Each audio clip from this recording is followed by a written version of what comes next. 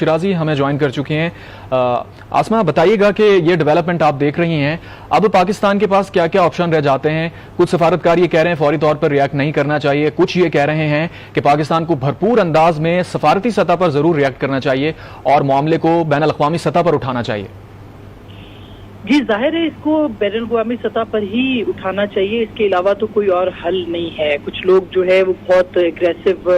لائے عمل اختیار کرنے کی بات کر رہے ہیں، مگر کیا ایگریشن ہم شو کر سکتے ہیں؟ پاکستان نے کبھی بھی کسی قسم کا ایگریشن جو ہے اس معاملے کے اوپر شو نہیں کیا، ہمیشہ سے ہندوستان کی طرف سے پہل ہوتی رہی ہے، لیکن انفارچونیٹلی پچھلے کچھ دنوں سے جب سے یہ صورتحال دیکھنے کو مل رہی تھی اور ہمیں ٹویٹر کے ذریعے سے، سوشل میڈیا کے ذریعے سے مقبوضہ وادی سے جو ہے وہ میسیجز آ رہے تھے کہ جو ایک خصوصی قسم کے حالات وہاں پہ ڈیولپ کیے جا رہے ہیں، اور جس طرح سے وہاں پہ فورس کو بڑھایا گیا ہے، جس طرح سے وہاں پہ گورنر کو اختیارات زیادہ دیے جا رہے ہیں، جس طرح سے وہاں پہ لوگوں کو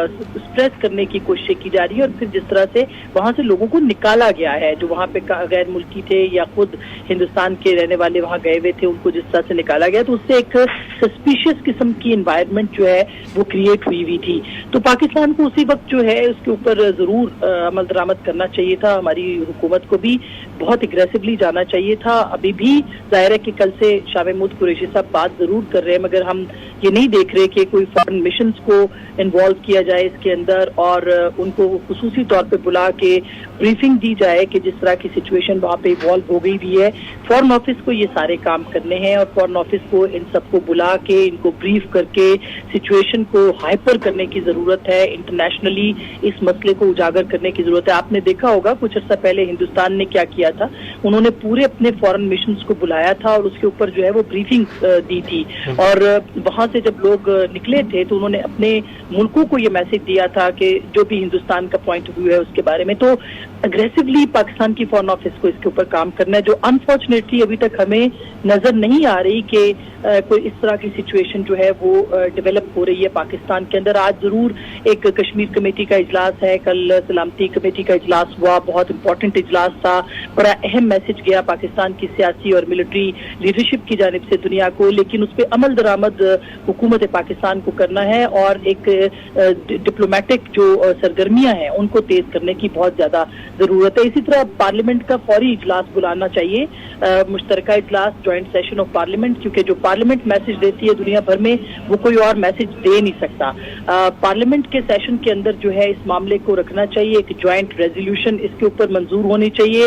اور پوری دنیا کو یہ پیغام دینا چاہیے کہ پاکستان کے اندر بے شک جس طرح کی بھی پولیٹیکل ڈفرینسز ہیں اس کے باوجود جو پاکستان کی پارلیمنٹ ہے وہ اس کے فیور میں ہے، اور کشمیریوں کے ساتھ کھڑی ہے، کشمیر کے ساتھ یکجہتی کر رہی ہے۔ یہ دو چیزیں تو فوری طور پہ پاکستان کو کرنی چاہیے، اور اس کے ساتھ ساتھ جو ہمارا جو میڈیا ہے، ہماری جو ساری کمیونٹی ہے، سول سوسائٹی ہے، اس کو بھی کھڑا ہونا چاہیے کشمیریوں کے ساتھ۔ کیوں نہیں ہم احتجاج کر سکتے ان کے لیے، کیوں نہیں ہم نکل سکتے، یعنی ہماری سول سوسائٹی اور ان کے لیے آواز اٹھا سکتی ہے۔ یہ بہت ہی انسانی حقوق کی جو وائلیشنز ہیں وہ اپنے عروج پہ ہیں مقبوضہ ویلی میں، اور وہ پاکستانی جو جب شہید ہوتے ہیں تو وہ پاکستان کے پرچم، وہ کشمیری وہ پاکستانی پرچم میں لپٹ کے دفن ہونا پسند کرتے ہیں۔ تو اگر ایسا ہے تو ہمیں بھی اپنا حق کشمیر کے ساتھ محبت کا ادا کرنا ہوگا، اور یہی وہ وقت ہے کہ جس میں ہم ادا کریں، اور پریکٹیکل سٹیپس لینے ہوں گے، پریگمیٹک سٹیپس لینے ہوں گے، اور ایک یونٹی کا میسج پاکستان کی کمیونٹی سے ضرور جانا چاہیے، تاکہ ایک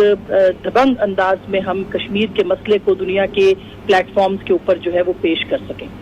آسما، آپ یہ کہہ رہی ہیں کہ بھرپور انداز میں پاکستان کو اب بین الاقوامی سطح پر بھی اور قومی سطح پر بھی اس معاملے کو اٹھانا چاہیے۔ آپ کیا سمجھتی ہیں بھارت میں یہ سچویشن جو پریویل ہوئی ہے، انٹرنیشنل کمیونٹی کو وہ ہمیشہ کہتا رہا ہے کہ مسئلہ کشمیر وہ ایک لوکل سطح کا مسئلہ ہے، وہ کوئی ہیومن رائٹس کا مسئلہ نہیں ہے۔ آج جو لیجسلیشن ہوئی ہے اس کے بعد تو ساری چیز ہی کھل کے سامنے آ گئی ہے، کیا اب بھی انٹرنیشنل کمیونٹی بھارت کا جو نیریٹو ہے اس کو ایکسیپٹ کرے گی، یا پاکستان جو پہلے بھی کہتا رہا ہے اب اس کو مزید بہت بھرپور انداز میں کہنے کی ضرورت ہے، اسے ایکسیپٹ کرے گا؟ دیکھیے کہ انٹرنیشنل کمیونٹی تو بے حس ہو چکی ہے اس پورے معاملے کے اندر، اور ہندوستان کا انفلوئنس اتنا زیادہ ہے اور انہوں نے ڈپلومیسی اتنی بہتر کی ہے کہ آپ دیکھ رہے ہیں کہ آج دنیا میں ہم مظلوم ہونے کے باوجود، کشمیریوں کی مظلومیت کے باوجود، ان کے اوپر ہندوستان کی انتہا پسندی کے باوجود کشمیر کے لیے لوگوں کی آواز بلند نہیں ہوتی۔ ظاہر ہے کہ اس کے اندر ایک تعصب بھی ہے جو فلسطینی اور کشمیری مسلمانوں کے لیے بھی موجود ہے،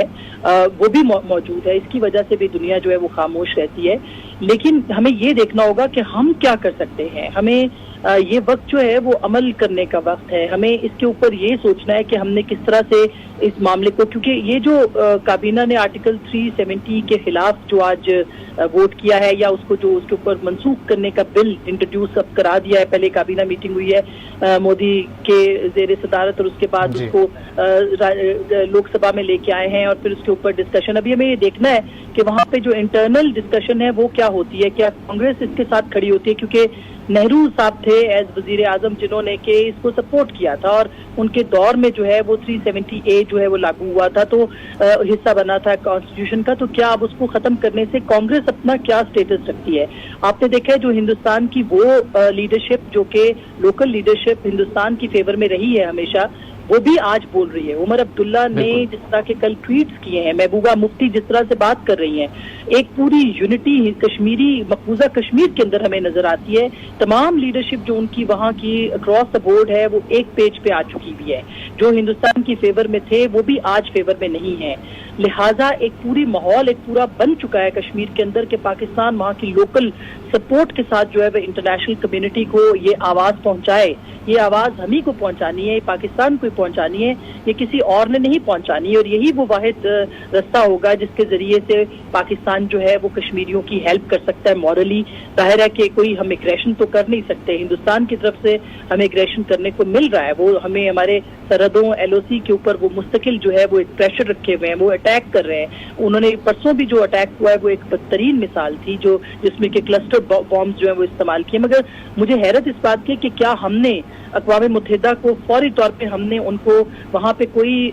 درخواست دی ہے، وہاں پہ کوئی ملیحہ لودھی صاحبہ نے کوئی ایکٹیویٹی وہاں پہ کی ہے؟ اگر کی ہے تو وہ ہمیں پتہ ہونی چاہیے کہ کس طرح اقوام متحدہ کو ہم